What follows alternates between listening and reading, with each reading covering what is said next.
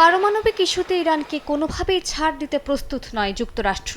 কয়েক দফা আলোচনার পরও বন্ধ হচ্ছে না ট্রাম্প প্রশাসনের সামরিক যুদ্ধের হুমকি। এবার নতুন পথে হাঁটার পরিকল্পনা করছে তেহরান। মার্কিন প্রেসিডেন্ট ডোনাল্ড ট্রাম্প রাজনৈতিক ব্যক্তিত্বের চেয়ে বেশি ব্যবসায়ী হিসেবে এগিয়ে। ব্রিটিশ গণমাধ্যম ফিনান্সিয়াল টাইমসের প্রতিবেদন বলছে, এবার ট্রাম্পকে ব্যবসার প্রলোভন দেখিয়ে পরিস্থিতি সামাল দেওয়ার চেষ্টা করছে খামেনি প্রশাসন।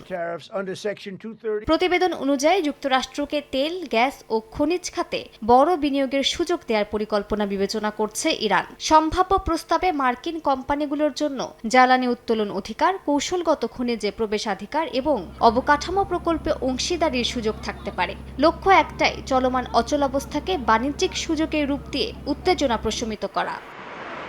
মার্কিন প্রেসিডেন্ট ডোনাল্ড ট্রাম্প অর্থনৈতিক লাভজনক চুক্তির পক্ষে এই বিবেচনায় প্রস্তাবটি সাজানো হয়েছে বলে ধারণা। সূত্রের দাবি, ভেনেজুয়েলার অভিজ্ঞতাকে কেস স্টাডি হিসেবে দেখছে ইরান। জ্বালানি স্বার্থ কূটনৈতিক সমীকরণ বদলাতে পারে বলে ধারণা করছে তারা। বিশ্বের তৃতীয় বৃহত্তম প্রমাণিত তেল ও দ্বিতীয় বৃহত্তম গ্যাস মজুতের মালিক ইরান অর্থনৈতিক প্রণোদনাকে কৌশলগত হাতিয়ার করতে চাইছে বলে জানান তারা। তবে দীর্ঘদিনের অবিশ্বাস ও সামরিক হুমকির ছায়ায় এই প্রস্তাব আদৌ বরফ গলাবে কিনা সেটি এখন বড় প্রশ্ন বলে উদ্বেগ জানিয়েছেন তারা।